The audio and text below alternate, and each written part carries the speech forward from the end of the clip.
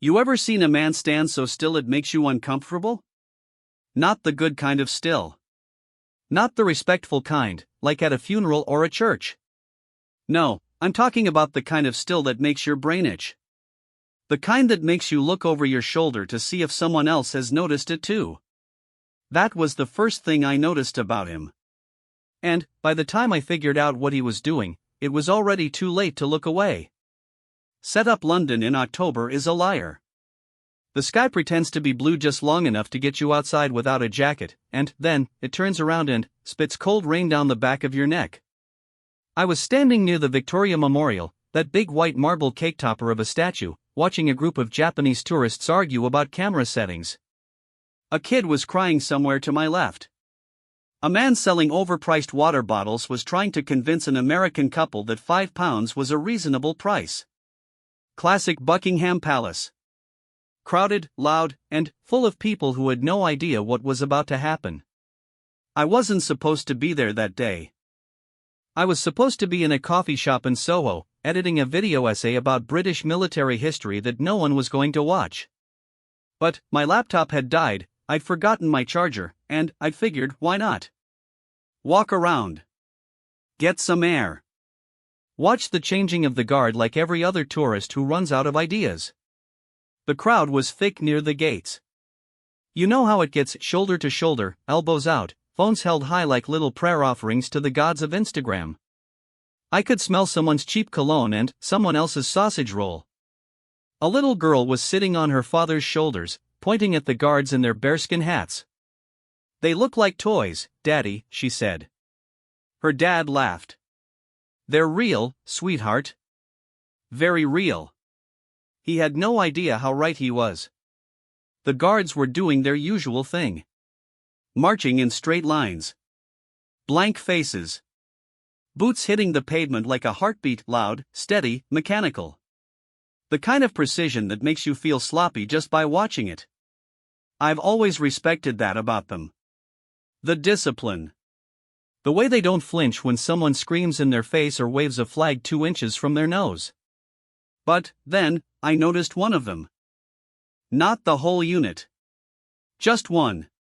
He was at the back of the formation, near the left flank, and, at first I thought he'd made a mistake. His timing was off by a fraction of a second. When the others turned, he turned just a hair later. When they stopped, he took one extra step. Small. Almost invisible. The kind of thing you'd miss if you were checking your phone. But I wasn't checking my phone. I was just standing there, hands in my pockets, watching. And I kept watching. Build tension. The ceremony went on. The old guard handed over to the new guard. The band played something that sounded like it should be in a movie about World War II. Tourists clapped at the wrong moments. A seagull stole a chip from a toddler, and the toddler screamed like the world was ending. Normal. Chaotic. Human. But, that guard, he wasn't normal anymore. His face was wrong. Not in a crazy way. Not in a way that would make a security guard run over and tackle him. It was more subtle than that. The other guards had that empty, 1,000-yard stare. You know the one. Like they've looked at so many tourists that their souls have gone on vacation without them. This guy? He was looking at things. His eyes moved. Slowly. Deliberately. He scanned the crowd like someone reading a room, not like someone performing a duty. He looked at the gates. He looked at the palace windows. He looked at the royal standard flying above, the flag that tells you whether the king is home. It was flying. The king was in residence. And, when the guard saw that flag, something changed in his posture. His shoulders went back just a little more. His jaw tightened.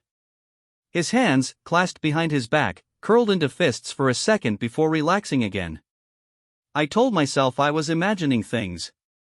I told myself I'd watched too many conspiracy documentaries at 2 a.m.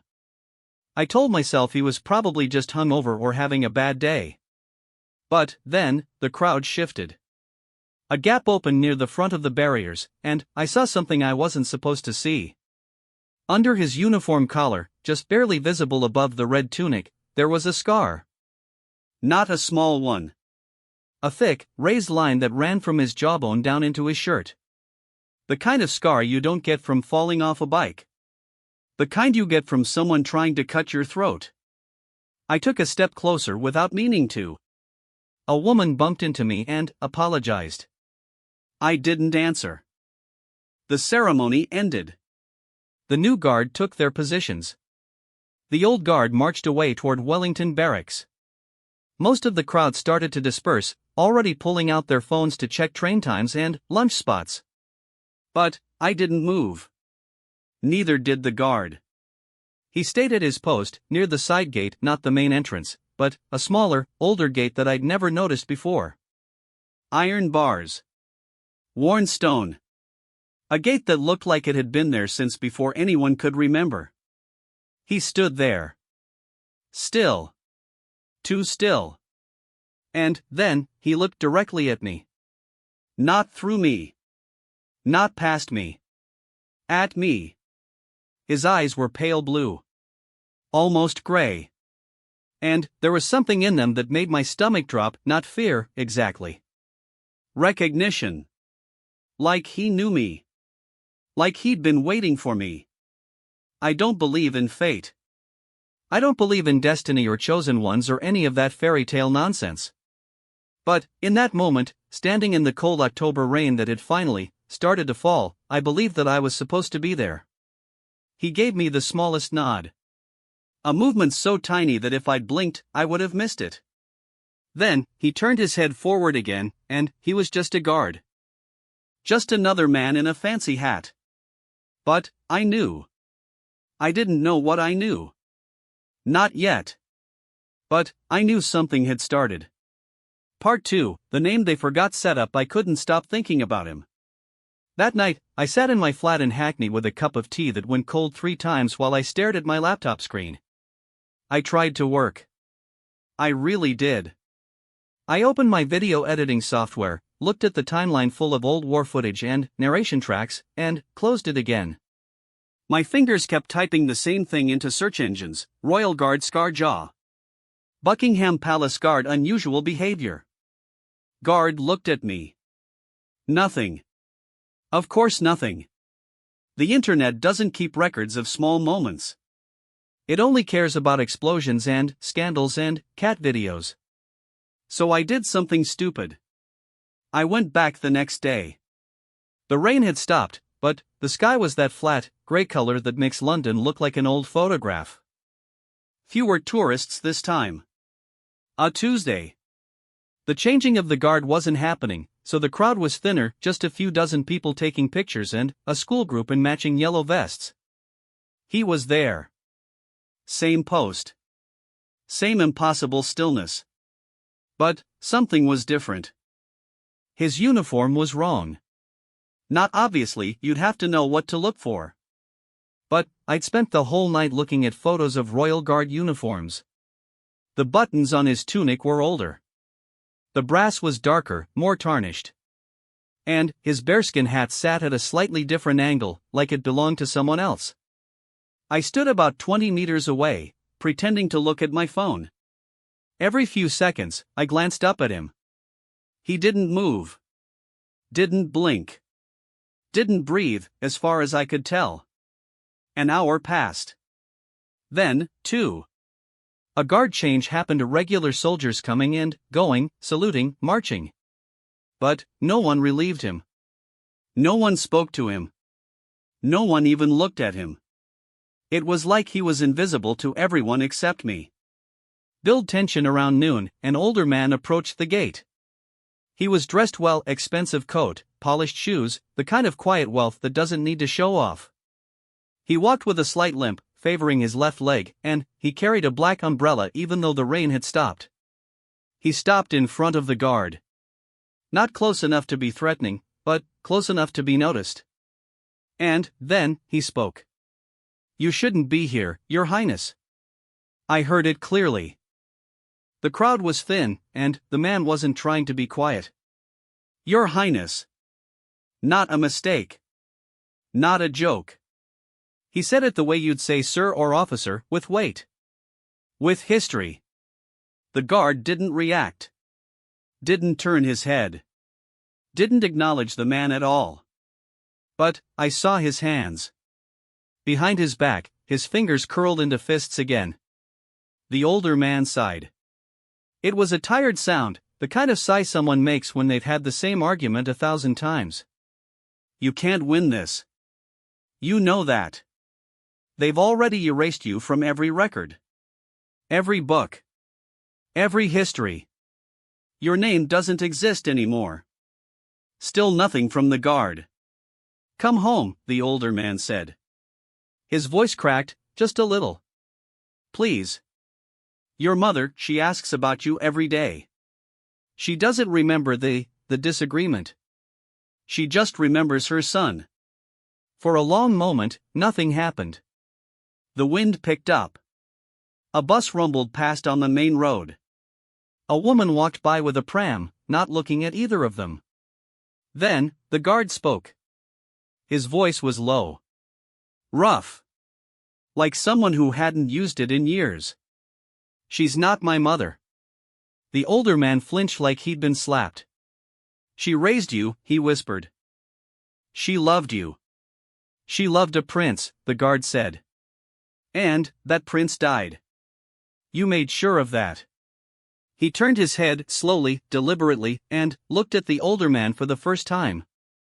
And, in that moment, I saw something I'll never forget. The guard's eyes weren't cold. They weren't angry. They were sad. Deeply, terribly sad. The kind of sad that lives in a person's bones. You know what they did, the guard said. You were there. The older man looked away. His hand trembled on the umbrella handle. I was following orders, he said quietly. So was I, the guard replied. And, I'm the one who got my throat cut for it.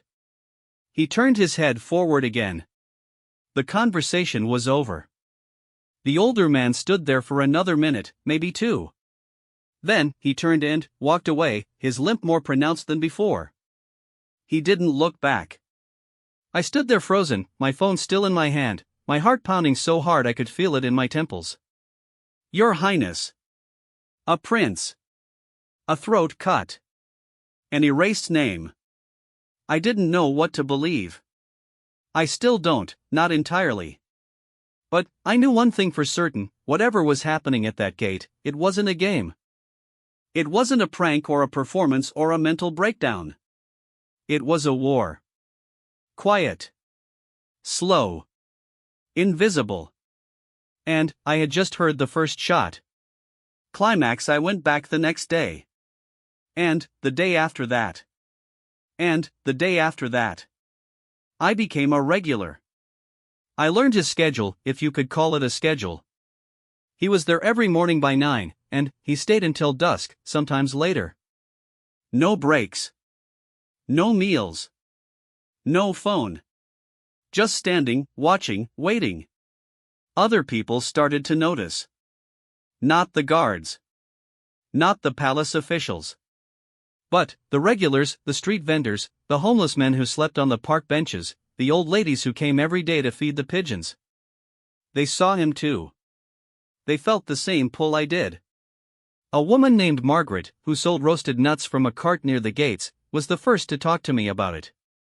He's been there 3 months, she said, handing me a paper cone of almonds. Showed up one day and never left. The other guards don't talk to him. The supervisors don't check on him. It's like he's not even on their books. Have you spoken to him? I asked. She shook her head. Tried once. He just looked at me. Didn't say a word. But, his eyes, she paused, searching for the right words. His eyes said more than any mouth ever could. I ate my almonds and watched him. The sun was setting, painting the palace in shades of orange and gold. He stood in the fading light like a statue, and, for a moment, I understood why people used to believe in ghosts. He wasn't a ghost. But, he was something close. A man who existed in the margins. A story that had been deliberately forgotten. And then, on the 10th day, everything changed. It started with a car. A black Range Rover with tinted windows, the kind that screams important person inside. It pulled up to the side gate, his gate, and stopped. The engine cut off. The doors stayed closed. The guard didn't move. But I saw his eyes track the car. Track the license plate. Track the tiny flag on the hood, a royal standard, smaller than the one on the palace, but unmistakable. The driver's door opened. A man in a dark suit got out, walked to the back door, and opened it. And out stepped a woman I recognized immediately. Princess Anne. The king's sister. She was in her 70s now, but she still had that same no-nonsense walk, that same expression that said I've seen everything and nothing impresses me anymore. She walked straight to the guard, stopped 2 feet in front of him, and crossed her arms. "You're causing problems," she said. "No hello. No warmth. Just business." The guard said nothing. "People are talking. Not many yet. But enough. Someone recognized you last week. An old courtier. He called the palace in a panic." She tilted her head, studying him. "Did you think no one would remember?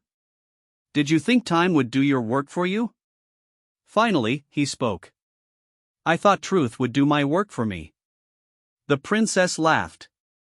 It was a hard sound, sharp as broken glass. "Truth? Don't make me laugh. Truth is what the crown says it is. Always has been. You know that better than anyone." "I know that I was born first," the guard said. His voice was steady. Quiet. But there was iron underneath it. "I know that I was named heir. I know that my father signed the documents before he died. And I know that those documents were burned in a fireplace at Balmoral while I was in a hospital bed, fighting for my life after someone put a knife to my throat." He took a single step forward. Just one. But the princess stepped back. "I saw it." She stepped back. "You want to know what I think?" the guard said. "I think the crown was never theirs to keep. I think it was mine. And I think the only reason I'm standing here in this ridiculous hat instead of sitting on that throne is because my family decided that a scarred throat was easier to explain than a scandal." The princess's face went pale. Not with fear, I don't think she was capable of fear. But with something else. Recognition. Maybe even guilt.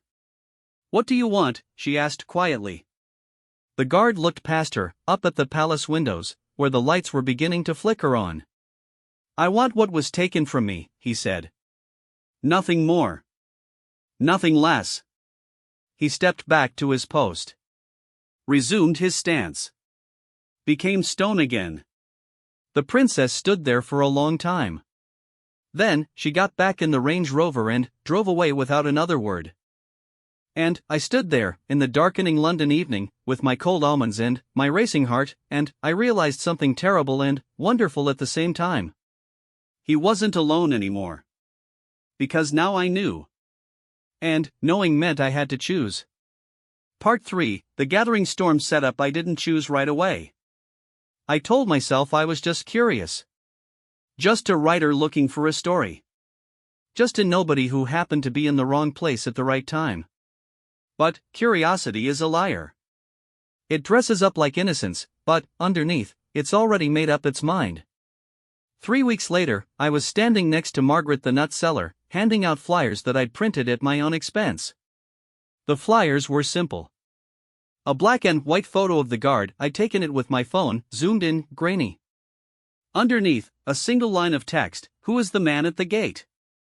And why has the palace erased his name?" At first, people ignored them. Londoners are good at ignoring things. Tourists are too busy looking at their phones. But Margaret had a voice like a foghorn, and she wasn't afraid to use it. "Read it and weep, folks," she'd shout. "Read it and ask yourselves why the crown is so scared of a man in a uniform." The other vendors joined in. A coffee cart owner named Jamal started handing out flyers with every latte. A homeless veteran named Dave, who'd been sleeping near the palace gates for 6 years, started telling anyone who would listen about the guard's first appearance, how he'd just shown up one morning, how the palace security had surrounded him, how they'd walked away after 20 minutes without laying a hand on him. "They can't touch him," Dave said, his voice raspy from too many years on the street. "That's the thing. They want to. But they can't. Because he's not breaking any laws. He's just standing there. And every day he stands there, he reminds them of what they did." Build tension. The crowd grew. Not overnight. Not in a dramatic, movie montage way. It grew slowly, the way a crack in a dam grows, one hairline fracture at a time, invisible until the whole thing gives way. By the end of the first month, there were 50 people gathered near the side gate every morning. By the end of the second, there were 200. They brought signs. Not angry signs, not violent signs. Just questions. Who was he? Why was he erased? The Crown owes us the truth. The police showed up. Of course they did. They stood in a loose line between the crowd and the gate, looking uncomfortable. They didn't make anyone leave. They couldn't. No one was blocking traffic. No one was shouting. No one was doing anything except standing and watching, the same thing the guard had been doing for months. And the guard? He never acknowledged them. Never looked at the signs. Never spoke to the crowd. He just stood there, day after day, a living question mark in a bearskin hat. But I noticed something. The other guards, the real ones, the official ones, started giving him a wider berth. They didn't march as close to him. They didn't make eye contact. It was like he had become radioactive. Too dangerous to touch, even for them. One afternoon, a journalist showed up. A real one, from the BBC. She had a camera crew and a serious face and a list of questions that she'd clearly been told not to ask. She approached the guard. The camera rolled. "Sir," she said, "can you tell us your name?" Silence. "Are you a member of the Royal Guard?" Silence. "There are rumors circulating about your identity. Can you confirm or deny that you are a member of the royal family?" The guard turned his head. Looked directly into the camera. And, for the first time, he smiled. It wasn't a happy smile. It wasn't a cruel smile. It was the smile of a man who had been waiting a very long time for someone to finally ask the right question. "My name," he said, "is Alexander. And I am the rightful king of England." The journalist's mouth fell open. The cameraman nearly dropped his equipment. The crowd gasped, 200 people, all at once, a sound like a wave hitting a beach. And then, the police moved. Not violently. Not yet. But they moved, closing in, forming a tighter line, reaching for radios and handcuffs. Alexander held up one hand. Just one. And the police stopped. Not because he had a weapon. Not because he threatened them. They stopped because of the way he looked at them. Like a king looking at his own soldiers. Like a man who knew, with absolute certainty, that he was in the right. "I'm not going anywhere," he said. "I've been waiting 30 years. I can wait a little longer." He turned back to his post. The moment was over. But the story wasn't. It had only just begun. Climax. The BBC piece aired that night. By morning, the whole country was talking about Alexander. The tabloids went wild. The king at the gate. Is this the biggest royal scandal in history? Who is the man who would be king? The palace denied everything. A spokesperson gave a carefully worded statement. There is no record of any individual matching this description having any connection to the royal family. We encourage the public to refrain from spreading misinformation. But the internet doesn't forget. And it doesn't forgive. Within 48 hours, someone had found a photograph. A grainy, black and white image from a private collection, a christening, sometime in the early 1990s. The Queen was there, young and smiling. Prince Charles was there. And, in the Queen's arms, wrapped in a white lace gown, was a baby. The caption, handwritten on the back of the photograph, read, Alexander Philip Arthur, Prince of Wales. Firstborn son of Charles and Diana. Christened June 3, 1992. Firstborn son. Not William. Not Harry. Alexander. The photograph went viral. The palace issued another denial, stronger this time, angrier. They threatened legal action. They called the photograph a forgery. But, then, another photograph surfaced. And another. And another. A toddler playing with a corgi. A young boy in a sailor suit, standing next to the Queen at Balmoral. A teenager at Eton, his face blurred but, his build unmistakable, the same broad shoulders, the same pale blue eyes. And, in every photograph, the same caption. The same name. Alexander. The palace went silent. No more statements. No more denials. Just a cold, heavy silence that told you everything you needed to know. The crowd at the gate grew to 500. Then, 1,000.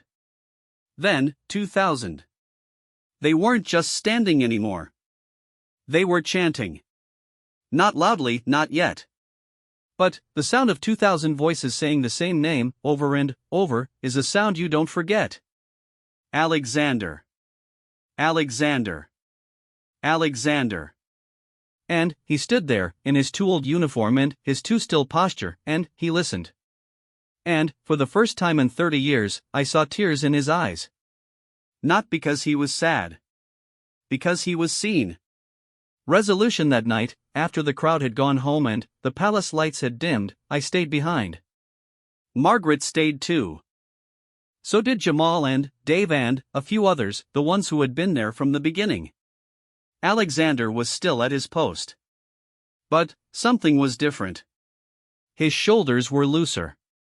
His hands were relaxed. He looked human. Not like a statue anymore. Like a man who had finally put down a weight he'd been carrying for too long. Dave walked up to him. No fear. No hesitation. Just a homeless veteran and a forgotten prince, standing face to face in the dark. You did it, Dave said. They know who you are now. They can't pretend anymore. Alexander looked at him. Really looked. They can pretend, he said quietly. They've been pretending for 30 years. But, you're right about one thing. What's that? Dave asked. Alexander reached up and took off his bearskin hat.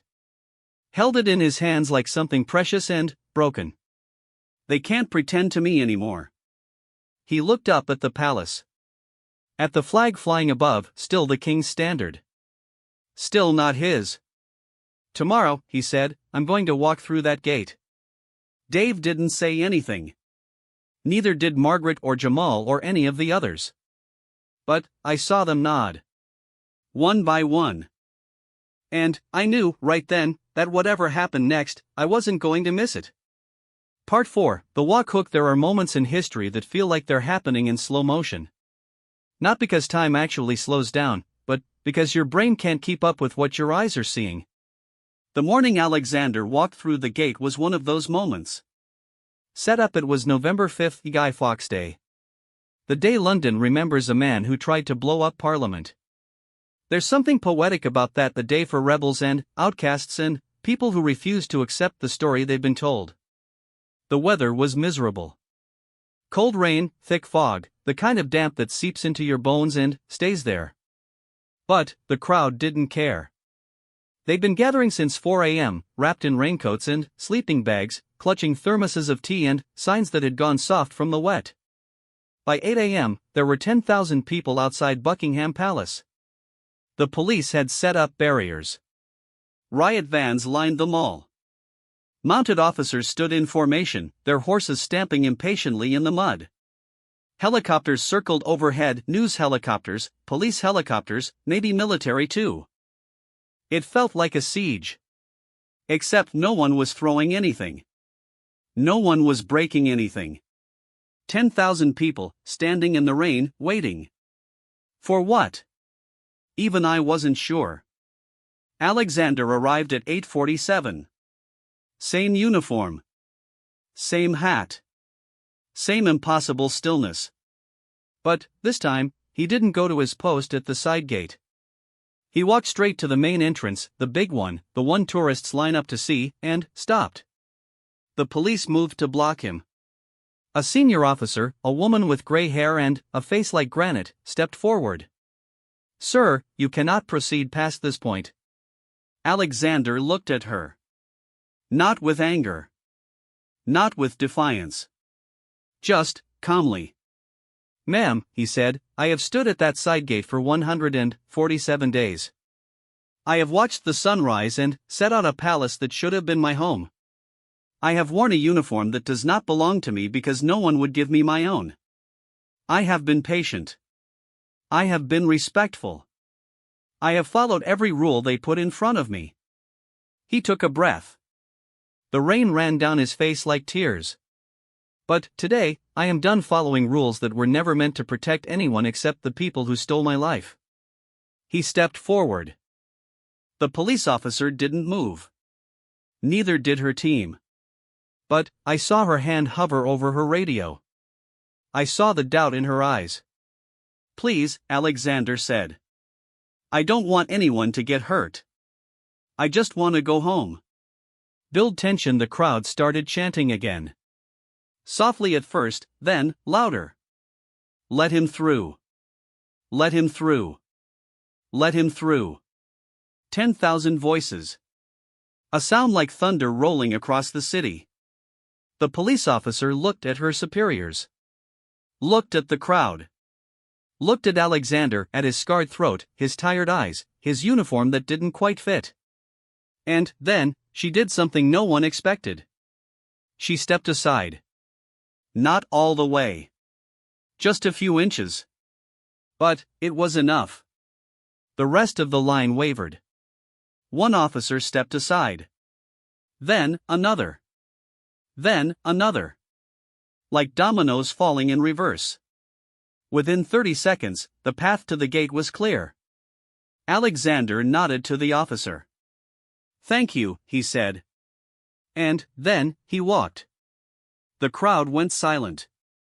10,000 people, holding their breath. He walked slowly. Not because he was scared. I don't think he was capable of being scared anymore. He walked slowly because he wanted to remember every second. Every raindrop. Every face in the crowd.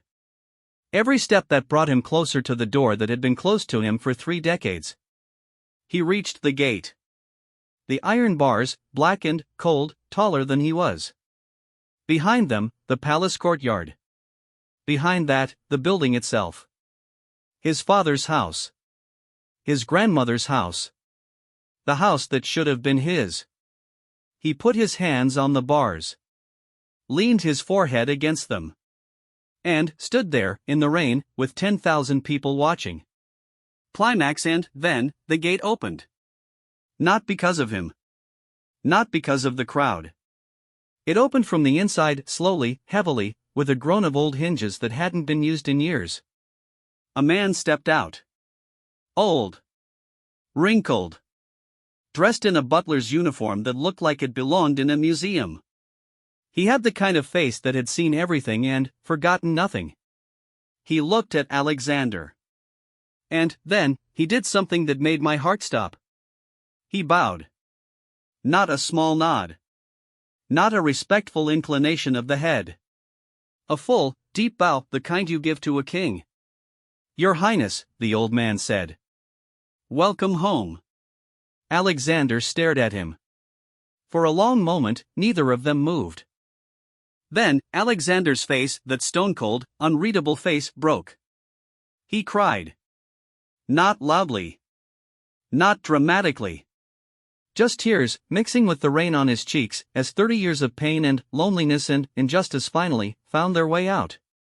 "Is she in there?" he asked. His voice cracked. "My mother?" The old man shook his head slowly. "She's gone, Your Highness." she passed 5 years ago. But, she knew. Before the end, she knew. And, she asked me to tell you something. What? The old man straightened up. Looked Alexander in the eye. And, said, quietly, she said to tell you that she never stopped fighting for you. Not once. And, that she's sorry she wasn't strong enough to win. Alexander closed his eyes. Took a shaky breath. And, then, he walked through the gate. The crowd erupted.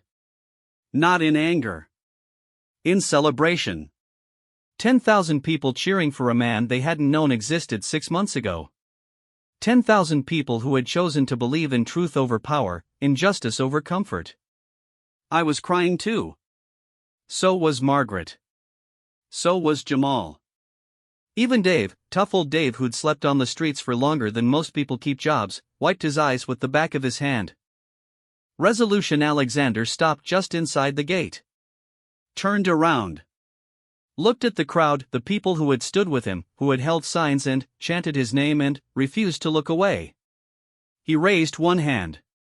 The crowd fell silent.